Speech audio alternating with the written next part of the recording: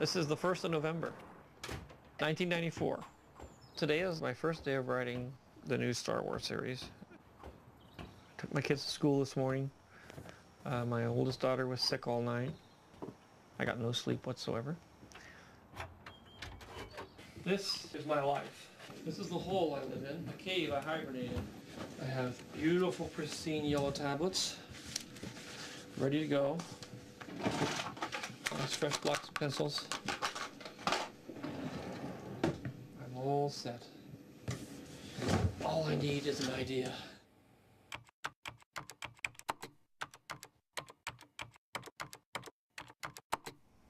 The original notes and the original outline are, I don't know, 15 pages. This whole early part was written to set up the films that were made. I had to sort of figure out who everybody was, where they came from, how they got to be where they were, and what the dynamic relationships were between everybody. There is drama inherent in it because there is a lot of betrayal and a lot of things like that going on.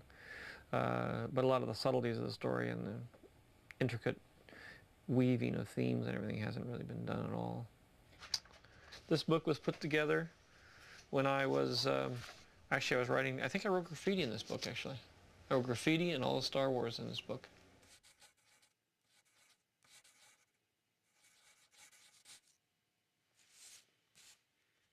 It's great to be able to sit by myself and just be able to do this. It's like a real luxury actually. And, you know, I don't feel a lot of pressure. It's kind of fun. I'm getting to do a lot of research, which I love to do, and I'm getting a chance to think.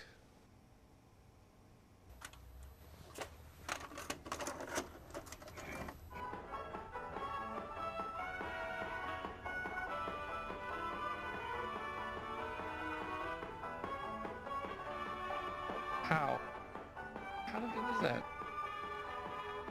I get to do a lot of things now that I couldn't do before, create things that weren't possible to create before. I was always, and I will be on this, but I've always been sort of at the limit of what is possible in terms of storytelling.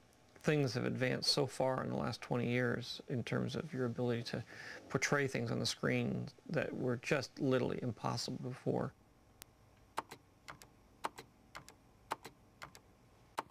I think about the scenes all the time, and you know, they come in a mosaic, and then eventually all the pieces come together. And then there'll be some missing ones, and then I have to sort of sit down and really work hard to get from point A to point B.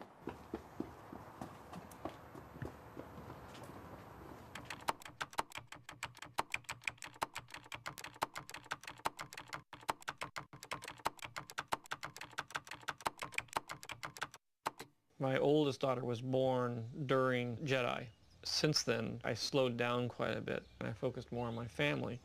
This is going to be the first time I go back and try to do a movie of this scale with this much intensity. It starts with me sitting here doodling in my little binder, but it ends up with a couple thousand people working together in a very, very intense, emotional, creative way to pull it off. And, you know, it goes from, you know, my nannies to the producers to the camera crews to ILM. I mean, it's all over here. It's just a dream. It's just a kind of a thing that I can sit here and do and say, wouldn't it be great if? And then pounding that into reality takes a huge amount of effort.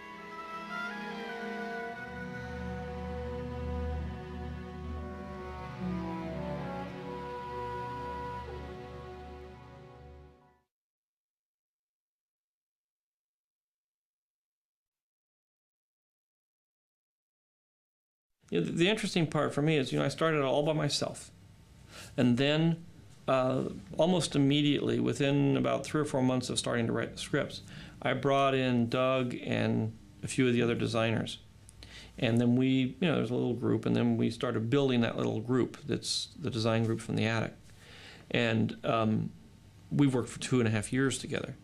And what I've done is, you know, over those 2.5 years, spent huge amounts of time approving, changing, and finalizing designs for things. You know, thousands of things.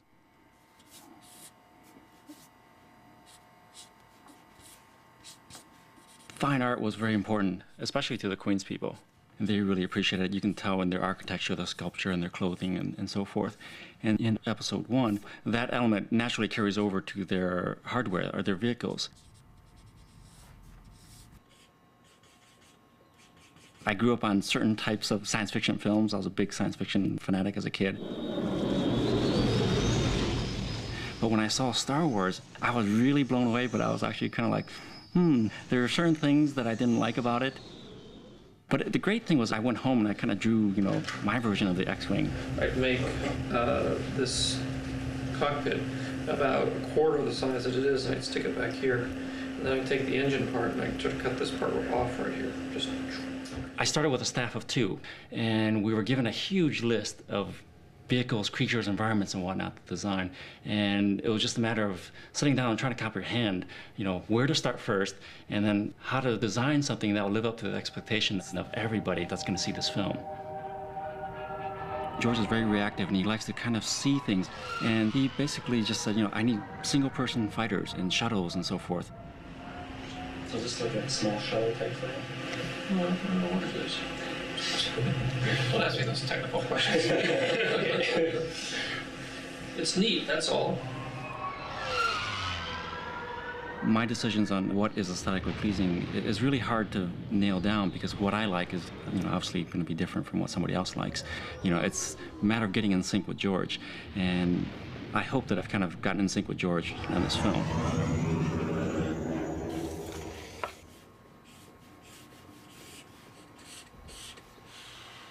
For the Starfighter, the good guys, it started out very differently, because I initially thought that the ships would be very angular, like the X-Wing, but George wanted to go more towards the handcrafted look.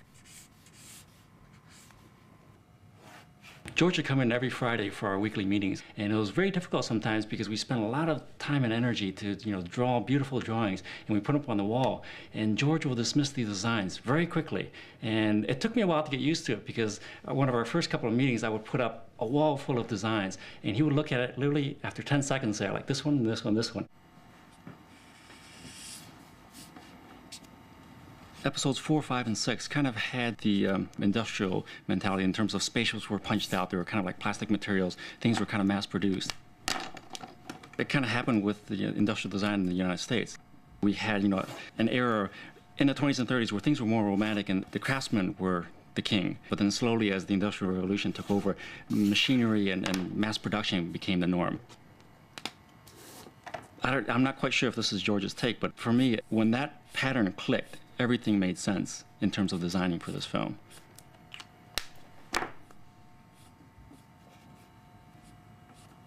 I was very clever in the first Star Wars films in that I kept the design very simple, and I avoided situations where I was going to get into trouble design-wise. This one, I'm daring to take the chance and see what happens. I think about this constantly. I mean, it's going to the 3rd year, and there hasn't been a day or an hour where I haven't thought of something that could work.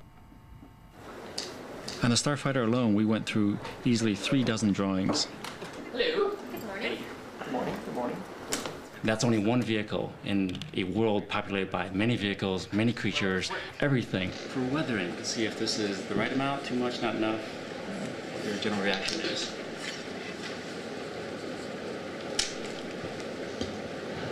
I would say this is the most distressed. Okay. And then they can do minor, less versions of this. Okay. Now, the other thing that we haven't really addressed is like paint chips and things. Do you want to see that? I think we can keep it pretty much the way it is. I mean, the one thing that I would tone down a little bit is this. Okay. It's getting a little too dirty. Yeah. Okay.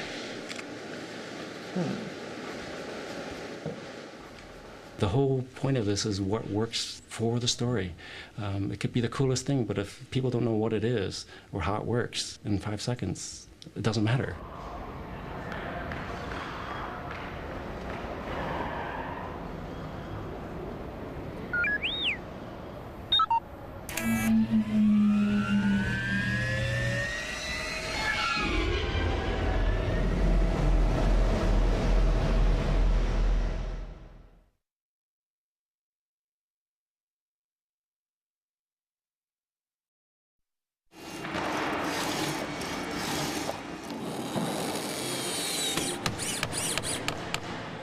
The first full-size set that was started 2 weeks ago is Anakin's interior.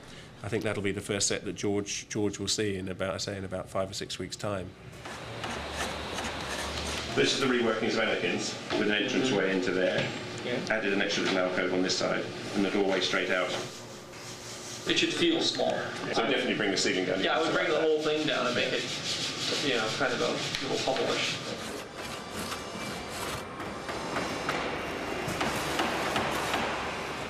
We're 8 weeks away from production now. Well, we're 8 weeks away from shooting, and the adrenaline's pumping, and we're churning things out as though there's no tomorrow. When you gonna have this finished by? Tomorrow.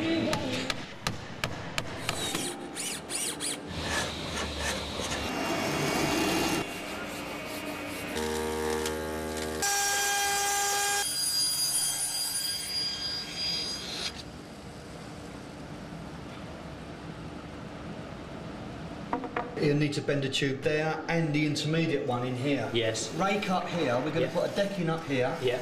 And that forms our platform. Excellent.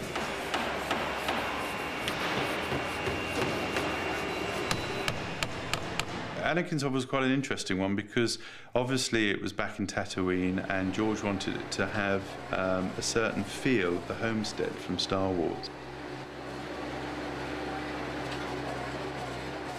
The look of the movie is very, very important, and you want to develop a look that doesn't call attention to itself, that is very natural, but is very unusual at the same time, and gives you this sense of an otherworldly situation. So we could take this out, Yes. and then we can sort of dress, And use it for real. dress this with junk parts and, and whatnot, which would be great. That would look good. George was saying, you know, let's make it like any 9-year-old kid's bedroom. But of course, he lives in Tatooine, which is kind of slightly different.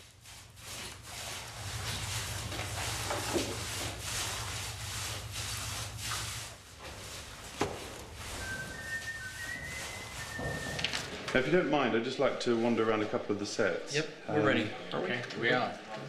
Just you. Yeah. Well, I saw some of the photos of the set starting to go up. Yep. Home sweet home. All right, great. Okay. We've never dared go this far, but It's sort of the first intimate area you've had almost, isn't it? yeah, it is. We never saw Luke's bedroom. Bedroom or anything, yeah. You know, it is important that we make this a warm boys' room. Yeah. Yeah. You know, It's only 9. I'm not sure about a closet, but we could. Hanging around on the bed. Well, you could put a closet over there. In our 20th century environment, the majority of things just blend in. It's not until you lay on your bed and you start to count all those different bits and pieces that you got there that go to make up your own set at home that you realise that you're actually recreating an environment like that, but in a completely different world. 72, take 19, pick up our big cameras, and action.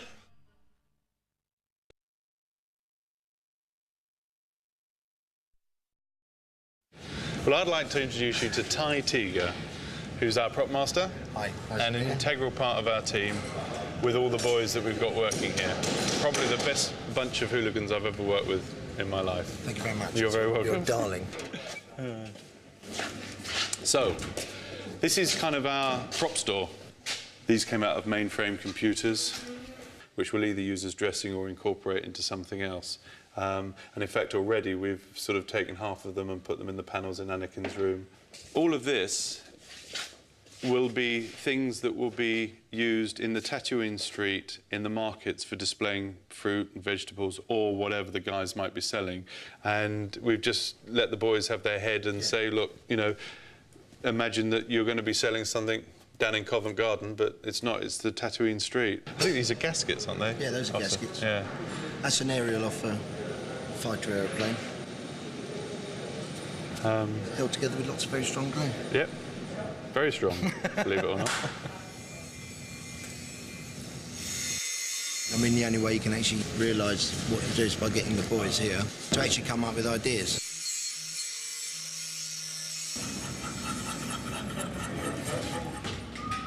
What do you call it? Gizmo, techno sort of looking sci-fi equipment, really.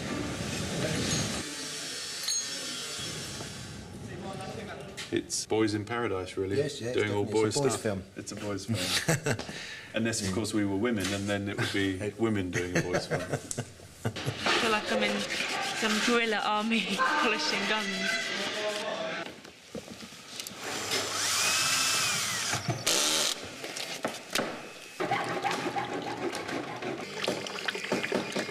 It's just like doing a sculpture. We'd have the base of the gun, and then we start to put things together like a jigsaw and say, well, that looks good on the top there, and all of a sudden, you've got a finished article.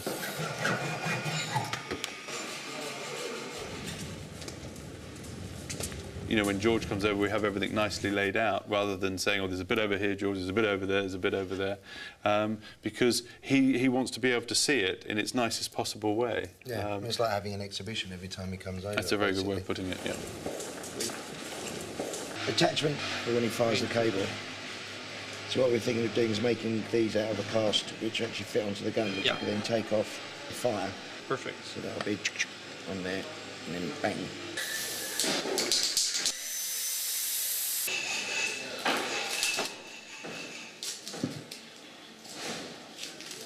These are actually castings of the real original, but I think they're a gun that's held either like that. These are the machine guns, yeah, dummy machine guns. I mean, obviously they're making real shooting versions of these as well. There's a shot where they all pull the guns out of the holsters and put the rockets in the end like that. Bang. Binoculars. Very good. Everybody looks so close. Should be something nice. That was going to be the comm link for the Jedi. No, that's good. Okay. We're always a bit selfish. We'd like as much stuff to be seen as possible. Yeah. And like the piece that you were spinning, I mean, that's a fabulous part. And maybe before they turn over, George would just have it spinning slightly. And things like that almost build up, don't they? They might actually start on that and pull out and reveal everything else, you know. Well, thanks a lot. The story's the most important, not the props. And you've got to get used to that. But it is the actors that are the most important, obviously. You know, we're just the background stuff, really. Well, as you can see, guys, that was an amazing tense situation between me and George Lucas, and we did okay. Thank you very much.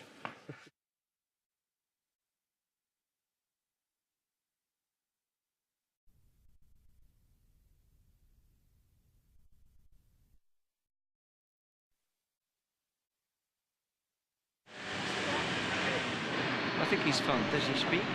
No sound. No. Well, they'll probably put some noises. Some soundtrack. No, he's just one of the senators. So he's almost a cutaway. We've got tons of these that are just a few shots. Yeah. In the middle of a major scene. But it's great. We've brought over all the old stuff. We've got the original Yoda here. Have you got the original Yoda? And the original Chewbacca, which we're not allowed to damage or touch or alter because they're iconic. All the Einstein lines. I had to get something that was subconsciously registered in people's minds. They'd recognise something vaguely, I hoped. And it seemed to work somehow or another. There is another theory. Yeah, there is a bit of me in it too, yeah. The comic bits. So there it is. This actually snarls and comes up, should come up quite a bit. Yeah, that still does. Mm. So does that one. Yeah. If the foam hadn't deteriorated, it would still work. Yeah. It's not too bad actually. And it does. The jaw does open, I imagine, a bit, does it? Yeah. Should do. Oh yes. Yeah. Is the tongue still movable? It's a little bit on the stiff side. Yeah. Apart from changing from foam latex to silicon, because we're going to do the skin in silicon, which I'll show you when we get back there. Silicon foam? No, silicon rubber. I mean, foam, yeah, silicon rubber. And of course, it's because basically it can be translucent, and you can make it very soft.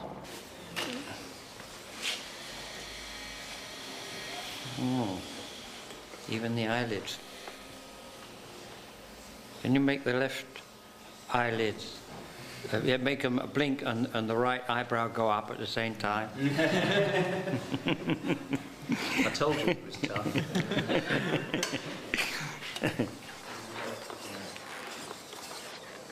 The snarling.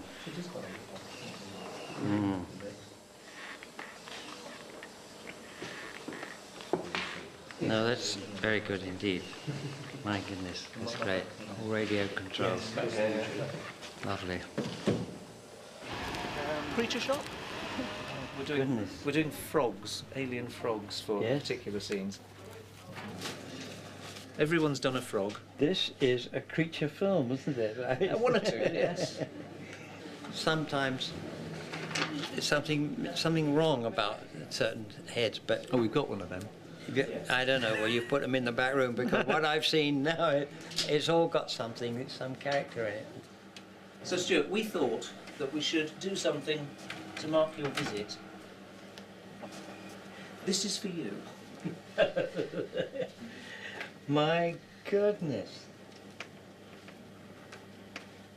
And it's from all of us. Oh, that's To say fantastic. thank you. Oh, that is fantastic. That's incredible. That is fantastic. Well, well, well.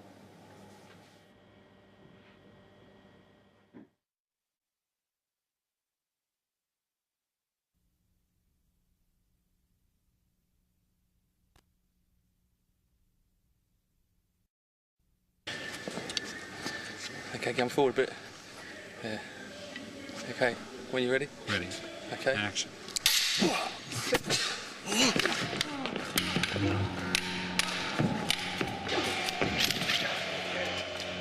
I was looking for a kind of sword fighting that was reminiscent of what was in the movies that we'd already done, but a more energized version of it. Because we'd actually never seen real Jedis at work. We'd only seen, old men and crippled half droid, half men, and young boys that had learned from these people. So to see a Jedi fighting in the prime of the Jedi, I wanted it to be a much more energetic and faster version of what we've been doing.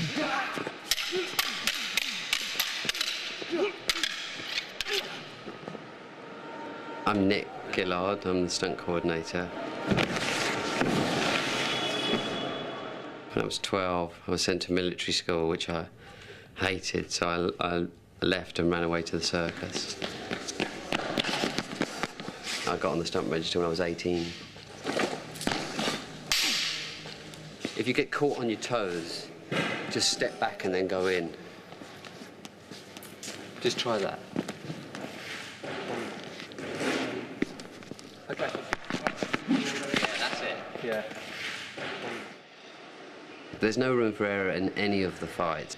You won't see it because they're so fast, but if you slow them down and freeze-framed them, they can only parry there or they can only attack there. The moves are so natural or so correct. It's the only place they can be.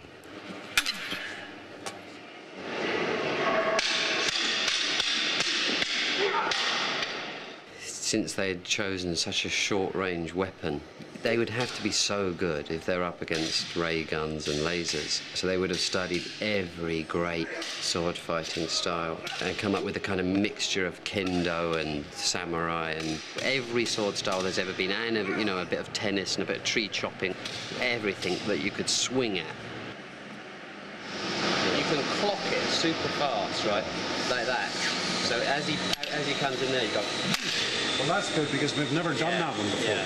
Cool. So, when we train actors, we would write a fight that made to be a minute long, but that'll be in 5 or 6 sections of 6 or 7 moves only.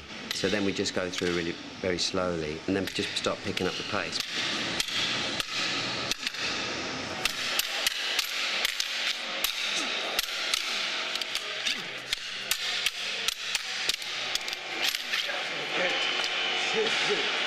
So this is a Ewan McGregor lightsaber. We have to it goes through one fight. We're gonna have to get stronger ones made. They don't make lightsabers like they used to.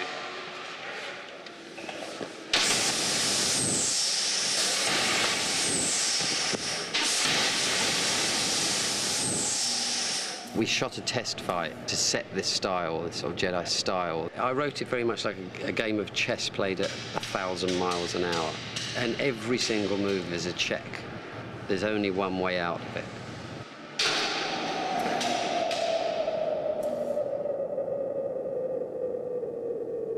Jedi are like negotiators.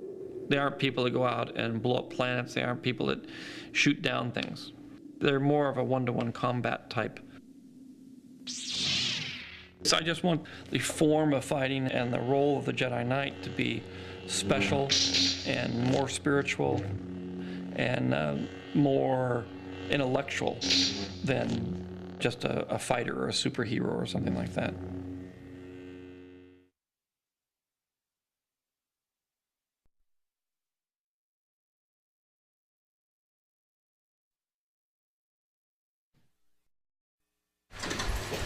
Morning. Ben, come in, please. Bernie, come in. Go ahead. Nathan, come in, please. Morning. Morning. Morning. Morning. Morning, Bernie. Good morning, Chris. Bernie, come in. It's Phil. Go ahead. Are you downstairs? Liam's here, Bernie. Any chance you could grab scrambled egg, bacon and tomatoes on brown toast? Certainly, on its way up. Thanks very much. John Shank's going to come and have a moment. You bring some milk up for Oliver, please. We've got a power problem. Are you busy at the moment? We've got a sunlight situation. I didn't hear you very well, Paul. What's the situation with the extras at the moment? Guys, everyone, listen up. Anyone who's ready, just step outside the marquee and we'll walk you over to the set. Anybody that's available to come over should come over as and when. Thanks. I'll send them down now then. Take them to the set. Yeah, okay. Okay, guys, we're going to go to the set. Go ahead, Bernie. I'm walking over from the base. If someone can meet me halfway. The assistant directors as a whole are responsible for organising the day-to-day running of the shoot and what happens on the set. You would start as a floor runner, which is like a trainee. Then you would become a third assistant director. I'll get back to you and let you know. Where you officially have more responsibility. And as a second, I'm responsible for preparing what's going to happen the following day and the following week in terms of liaising with actors, making sure they know when they're coming into work. Morning, Mr. McGregor. Far too early for this Preparing the call sheet. Wait a minute. That tells everybody what's happening the following day. That can be changed, John. 5:30. Just let me know. We've got 40 guys. We'll start them here, marching this way. Straight down? Straight down, being herded this way. This way, okay. Yeah. All right. Could you divide the foot soldiers into 3 groups, A, B and C? 16 people per group. 12. Ben, I've got one more foot soldier for you. With these ones. Group B. You in Group B, sir. Right, Group B. Thank you very much. If you imagine that the director is a painter, and he's got all these colours, which are the crew, what you've got to do is mix all those things on the palette, so he doesn't end up with brown. Yeah, so 2 more behind, so, and I should have, yeah, that's it. So what's happened is you've been captured, and when we get to a certain point, Chris, should we get these guys to sit down as well, do you think? They're going to sit down. They're going to sit down. These guys come in and get sat down here. They're already sat down, right? Ben will tell you when to get up. But when you all stood up, okay, everybody stood up and then march off, okay? All right, shooting. Here we go. All right, here we go then, please. That's not the gun mic, is it? Turn over, please. Turning. And action! Background action! Action! It's the art of the minimum necessary effort, and that's what I try and get everything down to, is the minimum effort required, rather than the maximum effort. Because if you put maximum effort into everything, you'll do 3 shots a day. And since we'll have done something like 3,000 shots, you do them as well as you can within the time frame you can allow, and then you stop and move on. That's great. Okay, thank you. Okay, cut! Cut! We've cut, thank you. That's lunch, thank you very much. We have broken for lunch. It actually feels odd when there isn't anything to do at lunchtime and you sit down. I feel guilty. That feels strange. Should be doing something. Yeah. All right, one more now without the white droids, please. George, I've come a bit too far that way if you want to line up to where they were. Go to where you start, guys. On the white, forward a bit, forward a bit. That's it, okay. Just come to here a second. All right, here we go then, please. Turnover. Turning. Speed. 27 Echo, take 2 ambi cameras. And action!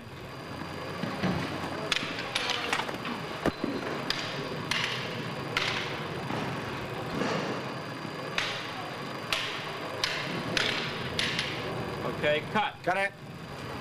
Cut there. Thanks. All right, that's a wrap. Thanks very much. That's a wrap, everybody. Thank you. All right, see you tomorrow. Okay. That's a wrap. Main unit. We wrap at about 8 o'clock, somewhere between 8 and 8:30, and then we're here for about an hour and a half after that, waiting for people to leave, the actors again. And then making sure we've got everything set for the next day, leaving at about 10 o'clock on an average. Getting up at 5 and getting to bed at 12 or 12:30, that's pretty normal. Get the foot soldiers out of their costumes. Copy that. And that completes the main unit crowd for the day. Great, thanks.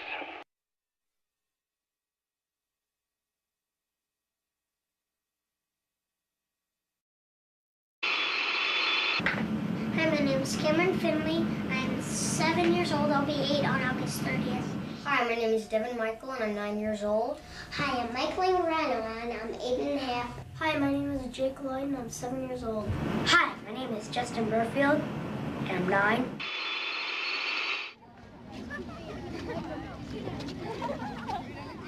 George wrote it knowing that it would be an incredible task to find the right child actor. He had every imaginable element built into this kid, from mechanical ability to earnestness. His look was important, his intelligence. And usually children's roles aren't that complex. And in Anakin, you had to have it all. We tested literally thousands of kids. We went all over the world for 3 years, doing tests, shooting tapes. We looked in England and Ireland and Scotland and in North America and Canada and the States. And it was a process of just going to every single location and contacting the agents, contacting the schools, and kind of throwing out this big net, bringing in as many boys as I could. I think I actually interviewed about 3,000 Anakins. And from that 3,000, I narrowed it down to 3 boys. Scene 1A, take 1. Scene 1A, take 2. Scene 1A, take 1. They had to be really good actors. They had to be kind of wise beyond their years. And they had to have a good charisma, a good personal quality about them that could carry this kind of a film. We decided to bring them all up to a test screen at the ranch with George directing. That's a huge thing for a little boy to think that he could be the next Anakin Skywalker. I mean, in their world, that's mammoth. This is Natalie. Hi. All right. So, Anakin is a little boy who lives with his mother on Tatooine. You all know where Tatooine is. Yeah. It's a desert planet. And he works in this little shop that sells used spaceship parts.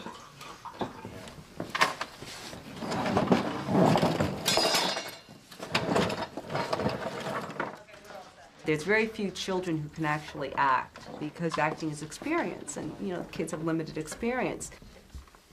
You've never met each other, so this is the first time you've ever said anything to each other. And speed. Scene 1, take 1. And action. I'm a pilot, and someday I'm gonna fly away from this place. You're a pilot? All my life. I'm a pilot, and someday I'm gonna fly away from this place. You're a pilot? All my life. I'm a pilot, Someday I'm gonna fly away from this place. You're a pilot? All my life. You're just a little boy. I won't always be. I won't always be. I won't always be. Great. Perfect. We had Leia and Luke, and then from that we had to draw who their parents could or would be. And so we're kind of going backwards. Natalie had to look like Carrie Fisher, and Anakin had to look like Mark Hamill. I was matching parents to children, and I was matching an ensemble cast. I think you have to be a bit of a investigator, and you have to enjoy the chase.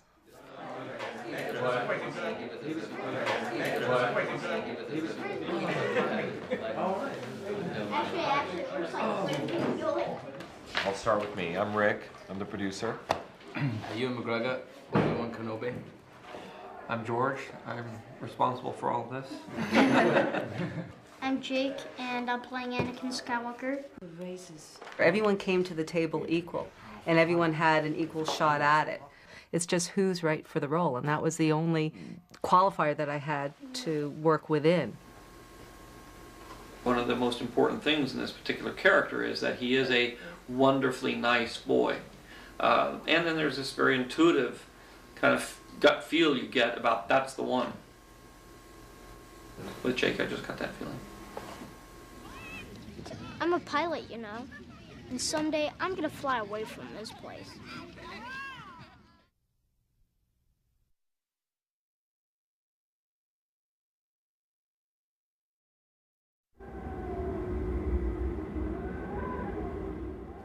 When you're a writer, it's an ideal world. You can create anything that you want to. But that translation from the written page to reality, therein lies the nature of my job. My sole function in life is to make what George wants physically happen. One thing I knew from the beginning was that Anakin was from Tatooine. There's no way you can really physically recreate that in any stage environment or even backlot environment. You have to go there. So very early on, Gavin and I went on a location scout to Tunisia. And we found an area in Tozeur. We figured if we went about 15, 20 miles outside of the city, in the middle of the desert, we could build our own town and make it as big as George wanted to do.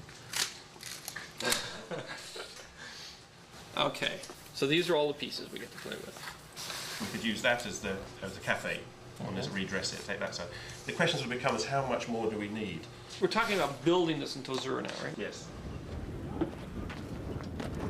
There's a wonderful art director that we hired called Ben Scott, and we put him in charge of setting up the huge construction job of building virtually a city in the middle of the desert. Is this where the cafe would be? Yeah. Yeah. So this is the cafe here. This is where Sebulba has a confrontation. Now, all these things have been made in England and then brought over here. The most difficult scene to deal with in the desert was definitely the pod race scene. George was thinking about it like a 747 type engine. I mean, they're 2-3 stories high, they're 15, 16 feet long. It took us about 3.5 months to build the 18 engines that we eventually sent to Tunisia.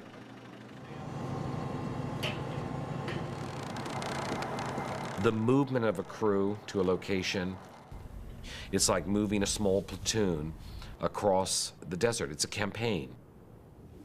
And that brings a lot of complications, but it's really like war now.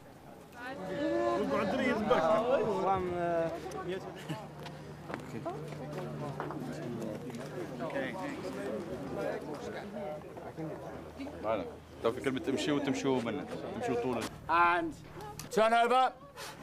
26, George, take 2, A camera. And action. It was 138, 140, 145 degrees every day.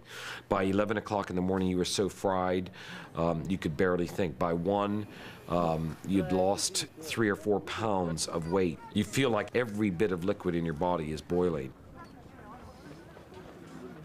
Just tell everyone to look to see if they have water next to them. If they have water, it has to go. Action. Isar, Amen.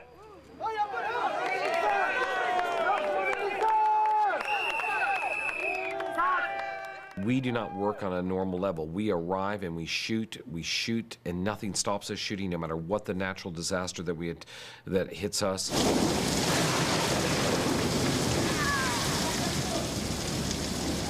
As we drove back to the hotel after our 3rd day of shooting, I saw some lightning in the far distance. I was kind of alarmed by the lightning, but I figured it would pass during the evening. Sat down to dinner, and all of a sudden, all hell broke loose. لا لا هو في الأول معناها جاء رمل ونسمع. At the beginning, there were wind and the sand blew up. It's going to be very, very, very hot today. And we couldn't get radio contact with our security guards because they were holed up in the toilet. نحن تخبينا في التواليت معناها في التواليت كرمك الله. And they all ran to the toilet and they shut themselves in the toilet. I mean, the main thing here is not to have panic and everybody just to be running all over the place. I think we have to head up little teams of people and work methodically through it. It was devastating. You know, I figured maybe the tents would have been gone, but everything was gone. Let's get in here with Trish. Remove the wall from the roof. Push the roof into the middle with the poles and pull the wall off, and then you'll find your belongings underneath. You guys got the manpower, though, for the moment? Well, I think for the if we moment, get through yes, this, we're yeah. fine. Yeah. Okay.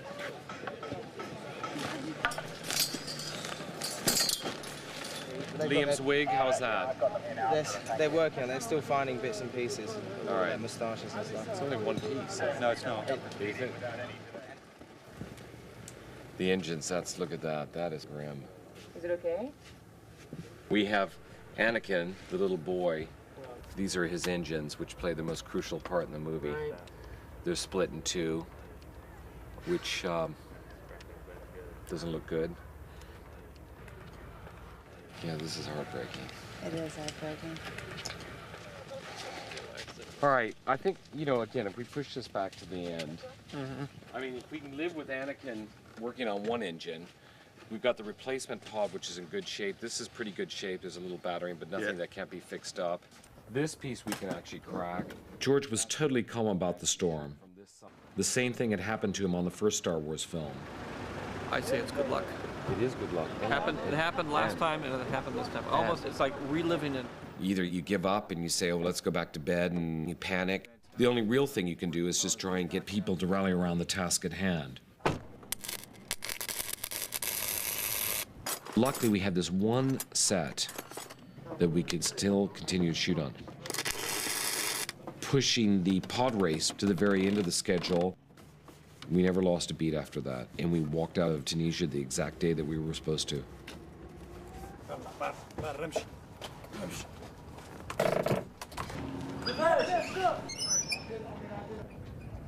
I love shooting on location. I mean, that's my favorite. If you're working on a stage, it's always achievable. But when you're on location, you never know what's going to happen. Now, do you need that one down, George? Do you think they'll get away? They want here? Yeah. Yes, we do. We do? No problem. Can you get the local boys just to get that one last pod down, the red one over here? When we finally did shoot the pods, I volunteered to shoot a wide shot of the scene from a crane.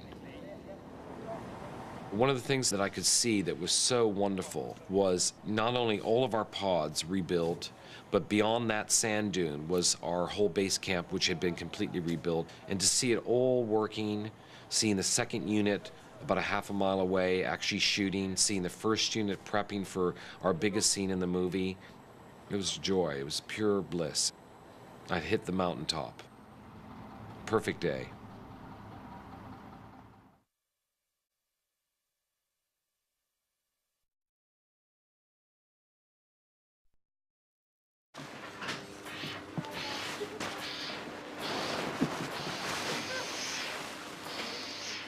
George said that this film is definitely a costume drama, especially for the Queen.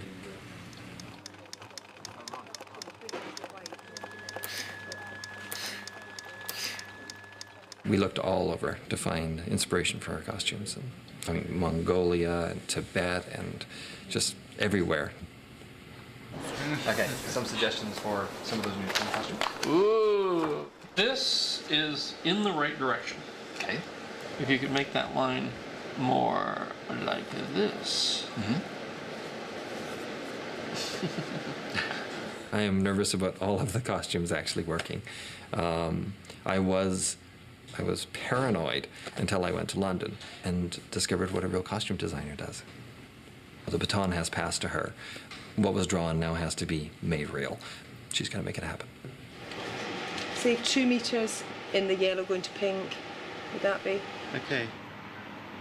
We started off originally with only 5 costumes for the Queen, By the time we actually started filming, I think we'd increased that to 10 or 11 costumes. I don't think we see her twice in the same costume throughout the whole film. Because we're filming outside, we wanted a fabric that would move in a breeze. So we would have the breeze rippling through the top layers of her cloak. It's got to be about 250 petals on here now.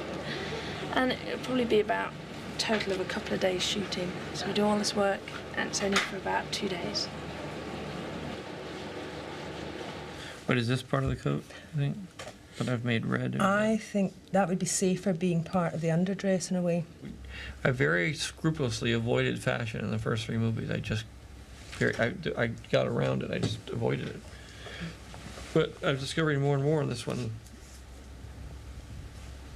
You know, I walked right into fashion on this one, and I have not balked, so I'm going to be faced with it. It'll be very interesting to see what happens. So this is red, and then this is red. It's pretty intense.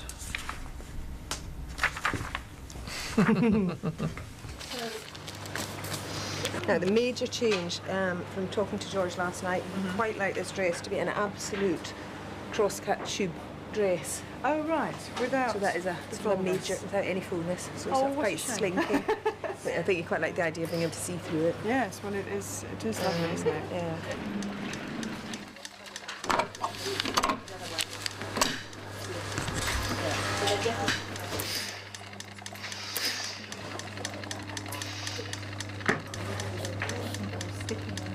I've asked if George could come at the end of lunch and have a look at it, so that you can just sort of see it before we get it completely finished. Yeah. Mike, could you maybe hold this for me? Yeah. Just drop that down a bit. Yep, I think that looks good. Very good. We got the effect that George wanted, which was a wedding dress that would be symbolic of happiness, possibly an ongoing relationship, perhaps. We're now about 4 or 5 weeks from the end of filming. We're still working and making costumes to be used next week, the week after. And again, please. And again, if you wouldn't mind. We made well over 1,000 costumes.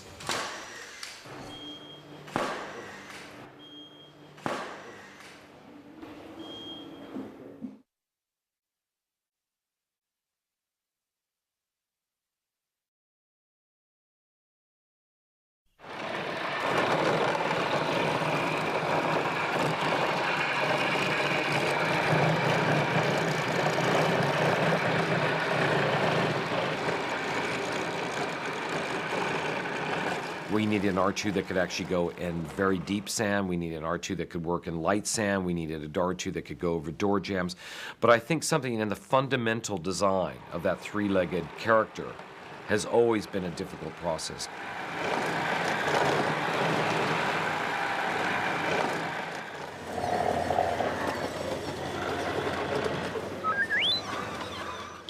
R2 units are astrodroids.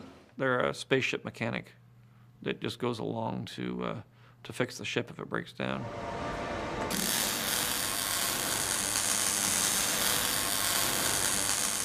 R2-D2 has always been a problem, and it takes a lot of very clever engineering to make him reliable and make him do the things that he has to be able to do.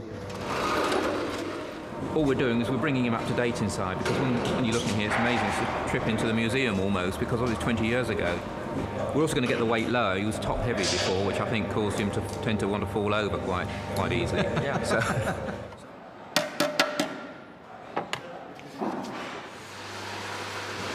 We now have 7 R2-D2s, which can run on either the sand or on the stage, plus 1 Kenny Baker one, plus 1 we call the pneumatic one, which means it can go from 2 legs to 3 legs.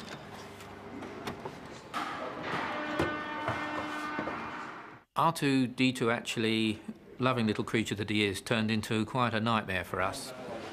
Now, the first sets that we were on were Anakin's hovel, which meant R2 had to come in from outside, and the floor was uneven, so that was causing him to skid off at various angles, making him very difficult to control.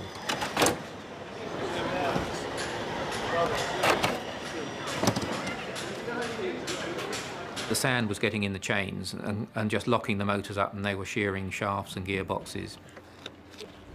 Day by day, we were getting frustrated. You know, and it's one thing when you're dealing with an actor, you may do 4, 5, 6, 7 takes, but when you have a character that's been around for 20 years, that is run by a pretty simple mechanism, you expect him to be able to work.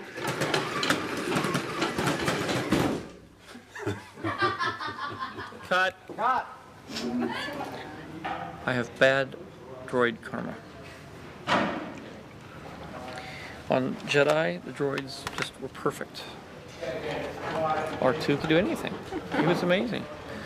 We had 15 of them. And he went out in the forest. He went in the forest, in the desert, everywhere. And action. Action.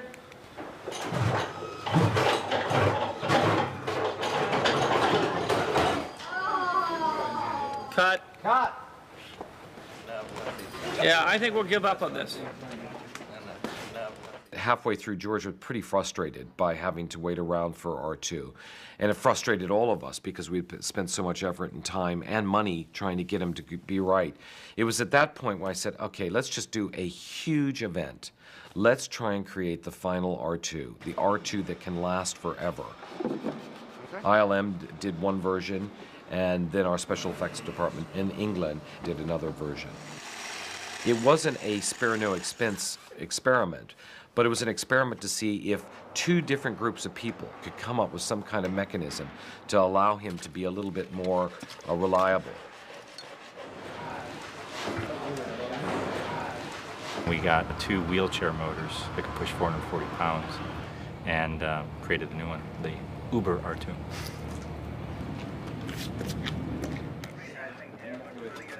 We produced a completely different foot and motor drive system to get him to run on sand. And we got him running quite nicely in Tunisia. Is this the American one? Yeah. I'll just have to run him over and wreck it, otherwise he'll put me out of business. This is the other R2, is it? Yes.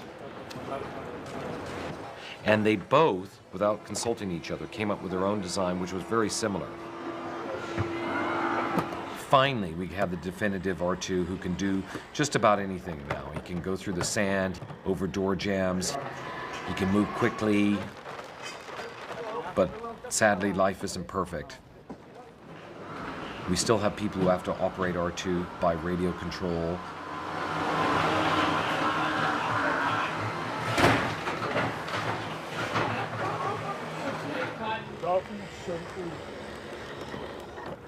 Hey, your daddy, Captain.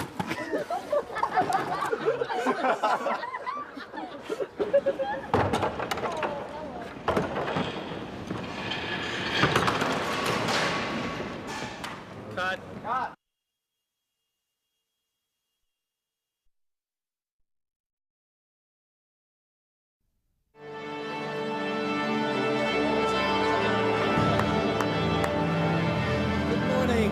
Ladies, gentlemen, good morning. Chorus people, welcome to you. Thank you for coming. Welcome to this process of making Star Wars. Our director is back in the booth here somewhere, is George Lucas. And I'll thank you for him also. Glad you're here. We're going to begin today's work with the woodwind setting at 33. Just winds, please, 33. 1, 2, 3.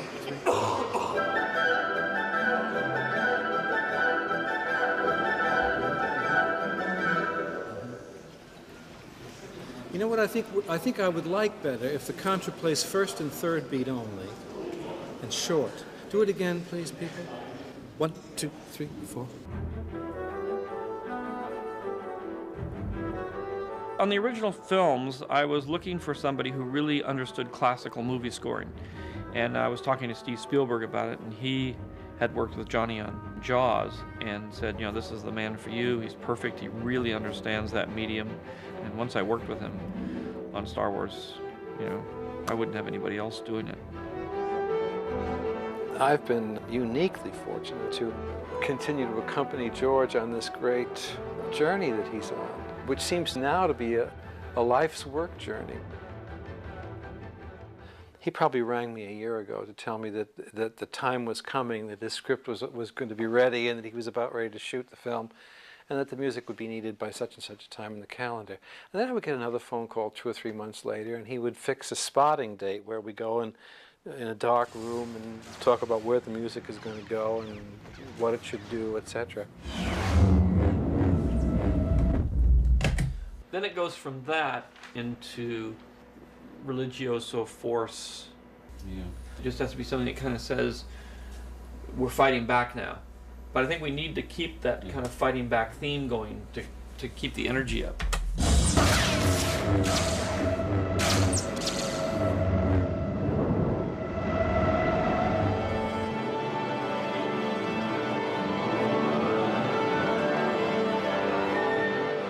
The great sword fight at the end of the film, the decision to make that choral was just the result of my thinking that it should have a kind of ritualistic or quasi-religious feeling to it, if you like. And that the introduction of a chorus might be just the thing. 1, 2, 3.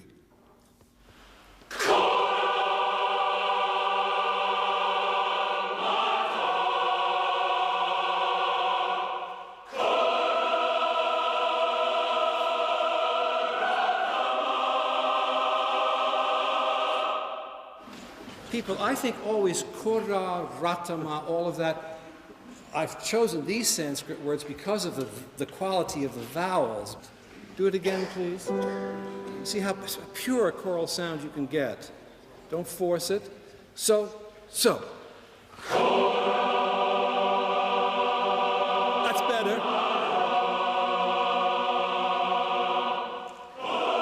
And the medium of chorus and orchestra would give us a sense that we're in a big temple. It's a wonderful piece of music with the choir and the whole. It's very operatic and very much like Star Wars.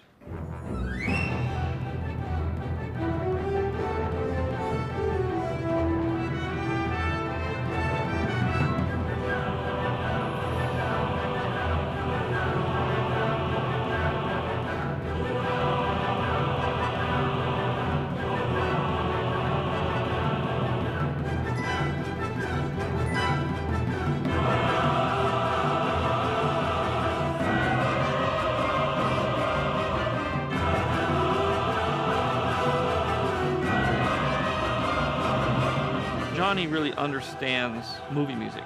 It's not just music laid in there, it actually tells the story.